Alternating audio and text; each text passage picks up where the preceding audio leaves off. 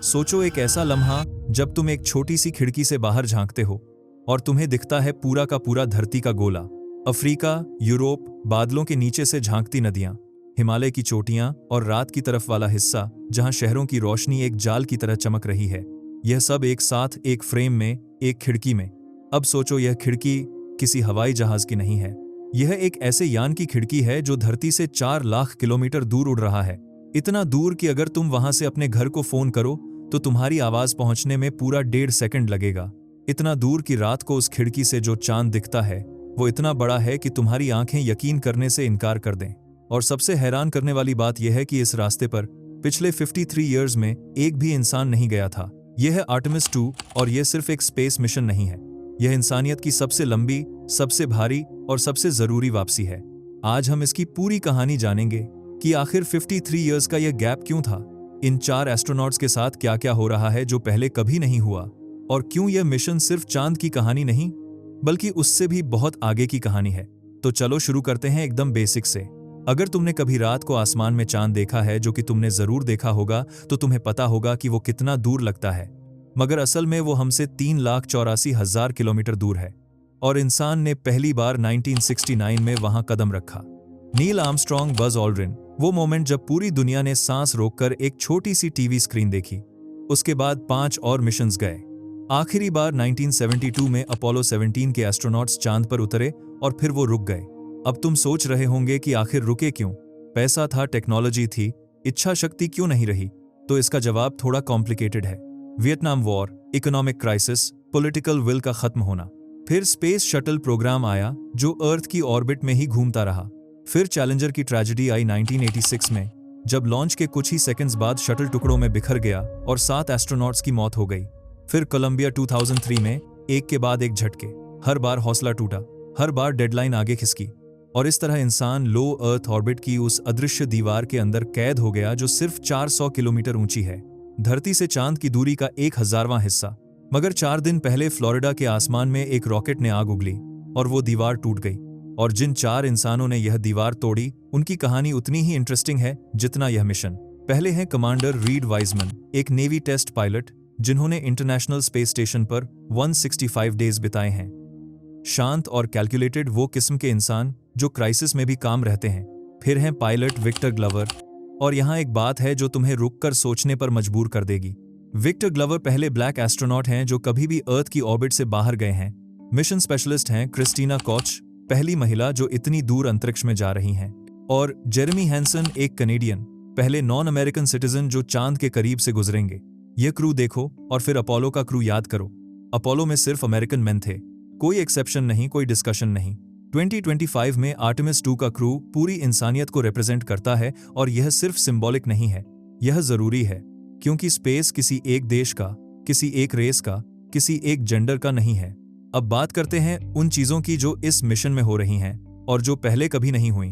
और यहाँ बहुत सी ऐसी बातें हैं जो सुनकर तुम्हें लगेगा यह तो होनी ही चाहिए थी, इतने साल पहले क्यों नहीं हुई। पहली बात यह है कि अपोलो के एस्ट्रोनॉट्स का बाथरूम एक प्लास्टिक बैग था। हाँ, तुमने सही सुना, एक एडहीसिव बैग जिसे वो अपने बॉडी पर टेप करते थे। एक दूसरे के सामने एक क्लोजेट जितने छोटे कैबिन में 3 ग्रोन मैन, 14 दिन और कोई प्राइवेसी नहीं। और उस बैग को पूरे मिशन में अपने साथ उसी कैबिन में रखना पड़ता था। हर अपोलो एस्ट्रोनॉट जिसने इस बारे में ऑनेस्टली बात की है, उसने कहा कि यही स्पेस ट्रैवल का सबसे बुरा हिस्सा था। आर्टेमिस 2 में, ओरायन स्पेसक्राफ्ट में एक प्रॉपर टॉयलेट है, दरवाजे के साथ, लॉक के साथ, प्राइवेसी के साथ। अगर सिर्फ यही एक बात होती तो भी 53 ईयर्स का इंतजार वर्थ था। दूसरी बात, अपोलो का कैबिन इतना छोटा था कि साइंटिस्ट ने ऑफिशियली डिसाइड किया था कि एस्ट्रोनॉट्स एक्सरसाइज नहीं करेंगे। जगह नहीं थी, इक्विपमेंट नहीं था, और मिशन इतना छोटा था कि मसल और बोन लॉस एक्सेप्टेबल था। अपोलो के कई एस्ट्रोनॉट्स घर वापस इतने कमजोर आए कि खड़े होने में तकलीफ हुई। आर्टेमिस 2 में ओरायन स्पेसक्राफ्ट की साइज अपोलो के कमांड मॉड्यूल से 60% ज्यादा है। अपोलो का कैबिन एक बड़े क्लोजेट जितना था, ओरियन 2 मिनीवैन्स जितना है, साइड बाय साइड, सीट्स हटाकर, और इसमें एक फ्लाई व्हील है 14 किलो का, कैरी ऑन बैग जितना बड़ा। उस पर रोइंग होती है, स्क्वाट्स होती हैं, डेडलिफ्ट्स होती हैं जीरो ग्रेविटी में। चांद की तरफ जाते हुए यह सेंटेंस 1972 में किसी इंजीनियर को भी पागलपन लगता। अपोलो की फ्लाइट कंप्यूटर में कुल 72 किलोबाइट मेमोरी थी। केवल 72 किलोबाइट। आज तुम्हारे फोन में जो एक व्हाट्सएप मैसेज होता है वो उससे ज्यादा बड़ा हो सकता है। ओरायन के कंप्यूटर्स अपोलो से 20,000 गुना तेज हैं। और सबसे अमेजिंग बात यह है कि ओरायन खुद उड़ सकता है। 2022 में आर्टेमिस 1 मिशन में जब कोई एस्ट्रोनॉट नहीं था, ओरायन ने अकेले चांद का पूरा चक्कर लगाया गया, घूमा और वापस आया, पूरी तरह ऑटोमेटिक। अपोलो के एस्ट्रोनॉट्स टेक्निकली एक ऐसे व्हीकल में पैसेंजर्स थे जो विदाउट ग्राउंड कंट्रोल 1 मिनट भी नहीं चल सकता था। ओरायन के एस्ट्रोनॉट्स पायलट्स हैं, और यह इसलिए इंपॉर्टेंट है क्योंकि जब इंसान मार्स जाएगा तो सिग्नल पहुंचने में 20 मिनट लगेंगे। वहां कोई ग्राउंड कंट्रोल रियल टाइम में हेल्प नहीं कर सकता, और वो स्पेसक्राफ्ट को खुद फ्लाई करना होगा। अपोलो की फोटोज की पूरी एक मिशन की डाटा मेगाबाइट्स में होती थी। आर्टेमिस 2 के क्रू ने मिशन के 4 दिन में 100 गीगाबाइट फोटोज और डेटा भेजे। रेडियो से नहीं, लेजर से, इंफ्रारेड लाइट से। जब क्रिस्टीना कोच ने ओरायन की खिड़की से धरती की तस्वीर खींची, वो इमेज कुछ ही घंटों में पूरी दुनिया के स्क्रीन्स पर थी। हाई रेजोल्यूशन, रियल टाइम के करीब। अपोलो में एक फोटो ट्रांसमिट होने में मिनट्स लगते थे, और क्वालिटी इतनी होती थी कि पिक्सेल्स गिने जा सकते थे। इस मिशन का क्रू चांद की एक ऐसी चीज देखेगा जो किसी इंसान ने आज तक नहीं देखी। चांद के फार साइड पर एक क्रेटर है जिसे ओरिएंटल बेसिन कहते हैं, 1000 किलोमीटर चौड़ा, इतना विशाल कि इसके अंदर पूरे फ्रांस के बराबर जगह आ जाए। रोबोट्स ने इसकी फोटोज खींची हैं, सैटेलाइट्स ने इसे मैप किया है, मगर किसी इंसान की आंखों ने इसे डायरेक्टली अपनी खिड़की से कभी नहीं देखा। अपोलो मिशंस की ट्रेजेक्टरी ऐसी थी कि यह हमेशा शैडो में या एंगल के बाहर रहता था। आर्टेमिस 2 का रास्ता अलग है, और नासा ने कॉन्फर्म किया है कि क्रू ने इसे ऑलरेडी अपनी आंखों से देख लिया है। पहले इंसान जिन्होंने वो देखा जो सिर्फ मशीन्स देख पाई थीं। आर्टेमिस 2 एक ऐसा रिकॉर्ड तोड़ेगा जो एक ट्रेजेडी की वजह से बना था। 1970 में अपोलो 13 ऑक्सीजन टैंक ब्लास्ट हुआ। 3 एस्ट्रोनॉट्स मौत के मुंह में थे। इंजीनियर्स ने एक इमरजेंसी प्लान बनाया, चांद की ग्रेविटी का यूज करके बिना इंजन जलाए स्पेसक्राफ्ट को वापस लाना। उस रास्ते पर अपोलो 13 का क्रू धरती से 4,28,000 किलोमीटर दूर हो गया था। यह आज तक का रिकॉर्ड है, कोई इंसान इससे ज्यादा दूर नहीं गया। आर्टेमिस 2 उससे 6,000 किलोमीटर आगे जाएगा।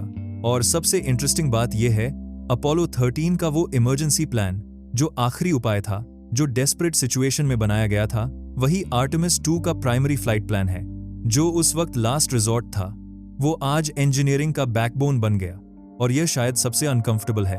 घर वापस आना इस मिशन का सबसे डेंजरस हिस्सा है। जब ओरायन अर्थ के एटमॉस्फेयर में एंटर करेगा, उसकी स्पीड होगी 40,000 किलोमीटर प्रति घंटा। हीट शील्ड का टेम्परेचर पहुंचेगा 2500 डिग्री सेल्सियस से ज्यादा, सूरज की सरफेस का आधे से भी ज्यादा। और उन कुछ मिनट्स में कोई सिग्नल नहीं, ह्यूस्टन से कोई आवाज नहीं, बस प्लाज्मा और फायर के बीच 4 इंसान। अब यहाँ एक बात और है जो थोड़ी अनकंफर्टेबल है मगर इंपॉर्टेंट है। आर्टेमिस 1 के बाद जब इंजीनियर्स ने हीट शील्ड एग्जामिन किया तो उन्हें अनएक्सपेक्टेड डैमेज मिला। शील्ड का मटेरियल उस तरह नहीं जला था जैसा कैलकुलेशंस में था। कुछ साइंटिस्ट ने कहा रीडिजाइन करो, कहा पहले इसे फिक्स करो, फिर इंसानों को भेजो।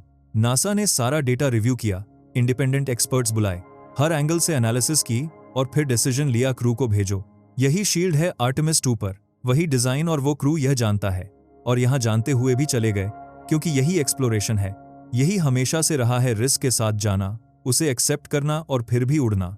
अब आते हैं सबसे इंपॉर्टेंट सवाल पर जो शायद तुम्हारे मन में है, क्या यह मिशन सिर्फ एक फ्लाई बाय है, चांद के पास से गुजरना और वापस आ जाना, कोई लैंडिंग नहीं, कोई मूनवॉक नहीं? तो फिर इसमें इतना बड़ा डील क्या है? तो इसका जवाब यह है कि यह मिशन वो नींव है जिसके बिना आगे का कुछ भी पॉसिबल नहीं है। लाइफ सपोर्ट सिस्टम्स जो एस्ट्रोनॉट्स को अंतरिक्ष में जीवित रखते हैं वो यहाँ टेस्ट हो रहे हैं। नेविगेशन जो स्पेसक्राफ्ट को उस एग्जैक्ट पाथ पर रखता है वो यहाँ टेस्ट हो रहा है। रेडिएशन का ह्यूमन बॉडी पर असर जो अर्थ की ऑर्बिट से बाहर बहुत ज्यादा होता है वो यहाँ रिकॉर्ड हो रहा है। अगर यहाँ कुछ भी फेल हो, कुछ भी अनएक्सपेक्टेड निकले, तो वो डेटा बचाएगा उन एस्ट्रोनॉट्स की जाने जो आगे लैंडिंग मिशन पर जाएंगे। अपोलो ने प्रूव किया था कि इंसान चांद तक पहुंच सकता है।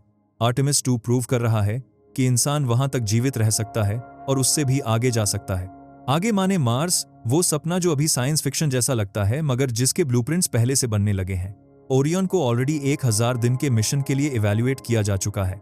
1000 दिन 2.5 साल से ज्यादा अंतरिक्ष में। और आर्टेमिस 2 का डेटा कि इन 4 लोगों का शरीर डीप स्पेस रेडिएशन में कैसे रिएक्ट करता है, उनकी नींद कैसी है, उनका कार्डियोवैस्कुलर सिस्टम कैसे अडेप्ट करता है, ये डाटा उन मिशंस को शेप करेगा जो मार्स पर पहला इंसान भेजेंगे। और फिर आता है वो लम्हा जिसे कोई टेक्नोलॉजी नहीं बदल सकती, जिसे 53 इयर्स की प्रोग्रेस भी नहीं छू सकी। जब ओरायन चांद के पीछे जाएगा 40 मिनट के लिए कोई सिग्नल नहीं पहुंचेगा। लेजर नहीं, रेडियो नहीं, कोई डेटा लिंक नहीं, कोई वॉइस नहीं, बस 4 इंसान, एक मेटल शेल और 4 लाख किलोमीटर का खालीपन। ह्यूस्टन इंतजार करेगा, पूरी दुनिया इंतजार करेगी, और उन 40 मिनटों में वो चारों लोग उस चीज को महसूस करेंगे जो किसी ट्रेनिंग में नहीं सिखाई जा सकती। अपोलो के एस्ट्रोनॉट्स ने भी यही साइलेंस सुनी थी 1969 में, 1972 में उन्होंने भी यही अंधेरा देखा था। 53 इयर्स में कंप्यूटर्स बदले, रॉकेट्स बदले, कैमरास बदले, कम्युनिकेशन बदला, टॉयलेट तक बदल गया, मगर यह साइलेंस, यह वैसी ही है। चांद अब भी सिग्नल ब्लॉक करता है, अंधेरा अब भी वैसा ही है, और उन 40 मिनटों में कोई टेक्नोलॉजी नहीं बचाती, बस इंसान होता है खुद के साथ ब्रह्मांड के बीच में। आर्टेमिस 2 हमें एक बात याद दिलाता है जो हम भूल जाते हैं। अपोलो के क्रू कॉन्करर्स थे, उनका टारगेट था चांद और उन्होंने हिट किया। आर्टेमिस 2 का क्रू पाथफाइंडर्स हैं। चांद इनके लिए डेस्टिनेशन नहीं है, यह पहला पड़ाव है, एक ऐसे रास्ते का जो मार्स तक जाता है। और ये क्रू जो पहली बार इतना डाइवर्स है, जो पूरी इंसानियत को रिप्रेजेंट करता है, ये बताता है कि एक्सप्लोरेशन किसी एक देश का नहीं होता, किसी एक कलर का नहीं, किसी एक जेंडर का नहीं, ये हम सबका है, और ये हम सबके लिए है। एक 23 साल के लड़के ने प्लूटो खोजा था, एक 11 साल की बच्ची ने उसका नाम रखा था। आज एक ब्लैक पायलट, एक वुमन, एक कनेडियन और एक कमांडर उस रास्ते पर हैं जहां कोई 53 इयर्स से नहीं गया था। साइंस में उम्र कोई बैरियर नहीं है, बैकग्राउंड कोई बैरियर नहीं है, क्यूरियोसिटी और हिम्मत बस यही चाहिए। तो वो खिड़की याद है जिससे हमने शुरू किया था, जहां से पूरी धरती दिख रही थी? अभी इस वक्त 4 इंसान उस खिड़की के सामने बैठे हैं, वो नीला गोला देख रहे हैं। रीड वाइजमैन ने कहा, तुम पोल टू पोल पूरी धरती देख सकते थे, अफ्रीका, यूरोप, और अगर ध्यान से देखो तो नॉर्दर्न लाइट्स भी। यह सुनकर जो फीलिंग आती है, वो फीलिंग उन 4 लोगों के लिए लाखों गुना ज्यादा होगी जो वहां एक्चुअली है। और शायद उस खिड़की के सामने बैठकर वो समझ रहे हैं वो बात जो कोई क्लासरूम नहीं सिखा सकता, कि हम सब एक ही हैं, एक छोटे से नीले गोले पर, एक बहुत बड़े अंधेरे में, और उस अंधेरे में जाने की हिम्मत यही इंसान को इंसान बनाती है। जब पहला इंसान किसी अनजान पहाड़ की चोटी पर चढ़ा होगा, जब पहली बार किसी ने समंदर में नाव डाली होगी, जब नील आर्मस्ट्रॉन्ग ने चांद की धूल पर पहला कदम रखा था, और आज जब आर्टेमिस 2 का क्रू उस साइलेंस में उड़ रहा है जहां कोई सिग्नल नहीं पहुंचता, कोई आवाज नहीं आती, वो उसी धागे को आगे बढ़ा रहे हैं जो 1972 में टूट गया था। वो उसे उठा रहे हैं, उसे आगे ले जा रहे हैं, और एक ऐसी दुनिया की नींव रख रहे हैं जहां इंसान सिर्फ एक प्लैनेट का नहीं होगा। यह था आर्टेमिस 2 का सफर, एक ऐसी कहानी जो अभी खत्म नहीं हुई है बल्कि अभी शुरू हुई है।